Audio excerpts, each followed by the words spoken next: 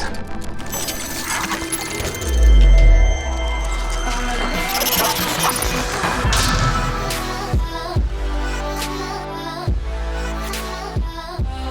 back, guys, to another Clash Royale video, and today we're going to be taking a look at the Goblin Barrel, who of course received a buff in the recent update, reducing the spawn timer of the goblins after the barrel is dropped from 1.2 seconds to 1 second, and this is actually pretty significant because it could mean the difference between getting an extra hit by all 3 goblins on that tower, which could be a difference of like 200 or 300 damage on that tower per Goblin Barrel. So this is the deck I'll be using. Let's go ahead and take a look at some replays here, and then finish off with a live battle. The first replay, facing a level 9 here in the Royal Arena. Of course, this is on my mini account. I just like to mix it up for you guys and provide some gameplay in both Arena 7 and Arena 8, but please feel free to let me know your opinion. Do you prefer to only see gameplay in Arena 8 on my main account, or do you like the variety in seeing both Arena 7 and Arena 8 gameplay? Like I said, please feel free to let me know in the comment section below. But so far in this battle, my opponent drops down the Ice Wizard in the back behind his King Tower. He's setting up a slow push with the Hog Rider as well as some Goblins. I'm going to go ahead and use the Cannon to distract the Hog Rider, as well as use the Fireball to take out those Gobs and do some damage to the Hog Rider. That wasn't really an Elixir efficient defense right there, but I wanted to prevent any damage to my tower because I am facing a higher level. And take a look at this, guys. The Valkyrie is busy distracting the tower, the Goblin Barrel going down, doing a crazy amount of damage to that tower, bringing it all the way down to 1,000 health. Now do keep in mind that my Goblin Barrel is only level 2, and that means it spawns out level 7 Goblins, and that's fairly low level for this trophy range, considering most people have level 9 commons. And if I did have a level 4 Goblin Barrel, which by tournament standards equals level 9 commons, I would have got about 400 or 500 more damage onto that tower right there. But it's still okay, because we have a pretty strong health lead so far in this battle, and with a minute 10 seconds left, I'm feeling pretty confident that we can go back in there and take out that tower and get the 1 crown victory. So right here, going to keep the pressure on. My strategy with this deck is to use a tanky unit like the Giant or the Valkyrie to distract the tower and then go in with the Goblin Barrel. So right here, Goblin Barrel going down and the Fireball going down to take out those minions. And take a look at this, guys. We are able to get the 1 crown lead with this Giant Goblin Barrel push, and things are looking pretty good for us. Both of my towers are pretty much full health still. He's going to try and go in with a pretty aggressive counter push here. And take a look at this, guys. The Ice Wizard in the back slowing down everything. The mini Peck is still alive there. Hog Rider going in, but the Hog Rider is distracted by the cannon, and both towers able to take it out before it even gets 1 hit off my tower. And right here, things are looking pretty bad, but I do get the Fireball down to take out all of that stuff. And right here, he's going to try and go in with the Minion Horde because he just saw me use my Fireball, but fortunately I'm able to use the Valkyrie to distract that Minion Horde and then use the Zap to allow my tower to take it out. And with 10 seconds left here, guys, it's pretty much a good game. Gonna go ahead and use the cannon to distract the Hog Rider. And with 5 seconds left here, guys, we will be able to get the 1 crown victory. Let's go ahead to the next replay here. So here we are, guys, with the next replay, facing another level 9 here. Pretty much the majority of my battles at this trophy range are against level 9s.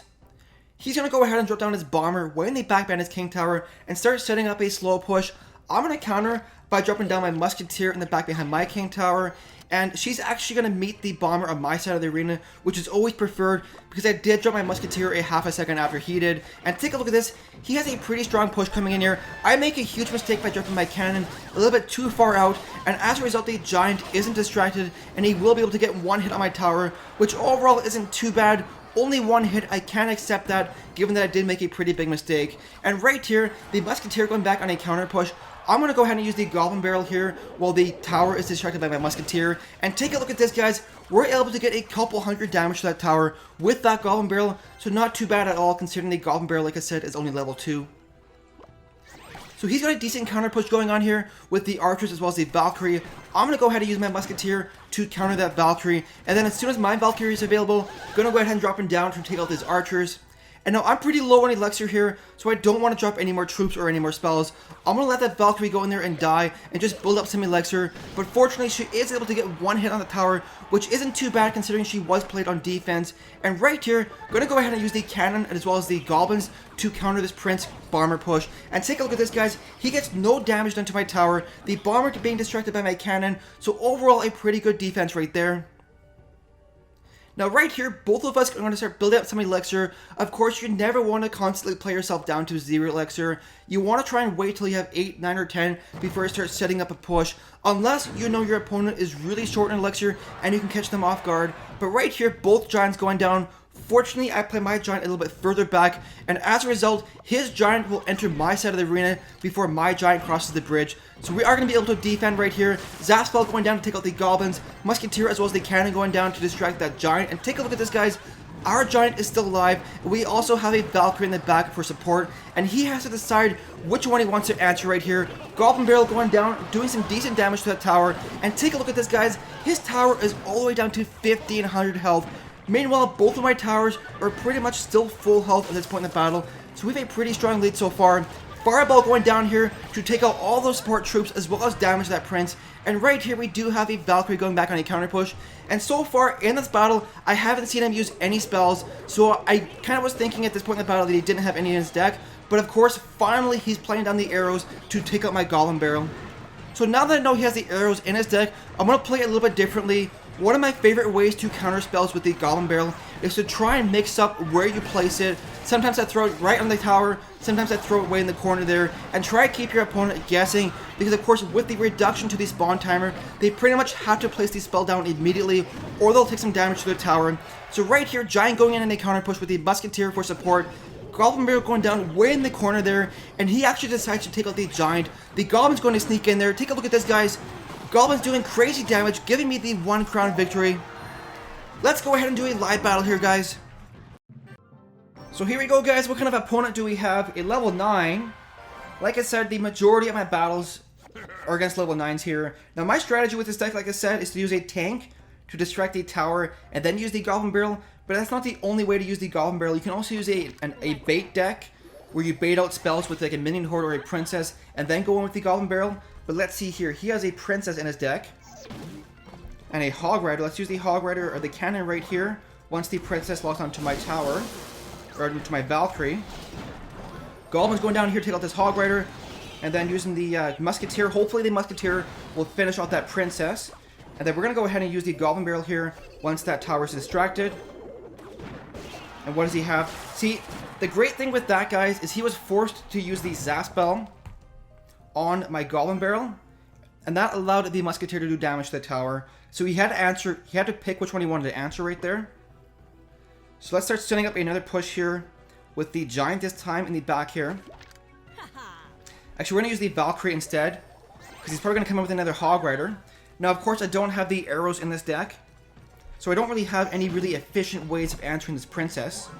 So once the princess locks onto my Valkyrie, go ahead and drop this and this. Zap this and use the goblins here. There we go. Come on, Musketeer, finish off that princess. Okay, he just uses Zap spell. Can we get the goblins in here? Now, like I said, I normally don't play yourself down to this low in elixir, but he just uses Zap spell, so we might be able to do some decent damage to that tower. Bring it down to 900 health. Now, that's pretty good, but I am pretty low in elixir here, so we have to play it safe for the next few moments here, because my tower is down to 1400 health, and he's using a lightning spell strategy. So from now on, I'm going to have to play down my cannon way off here, like this, with the Valkyrie right here, and hopefully that's too far for the lightning spell. Come on, come on, come on. We're going to zap this, maybe. Come on, don't get one hit off. There we go. Now, he just used his Zap spell, I believe. I think, unless that was mine. I might be mistaken. Let's go in here with this, and fireball this. Come on, give me some damage to that tower. 272. That's okay. Cannon right here. Valkyrie right here. Ooh, that was a terrible cannon drop. I thought I would have distracted there. I really thought I would have distracted because the Hog Rider was close to the cannon, so... Ooh, that's the big mistake there. Gonna cost me. Gonna cost me this battle, I believe. How much damage does my fireball do? Musketeer right here. Come on, come on, come on. Cannon right here. No, no, no, no, no. Princess. Oh my god, princess. Fireball this. Let's use the goblins here. Okay, there we go. So we're even on the score. That one mistake, guys, that one mistake with that cannon drop on that Hog Rider push might cost me this battle. I really think it's going to cost me this battle. So a simple mistake like that against a higher level is not a good thing. Cannon this. Incoming lightning spell, maybe. No, zap spell.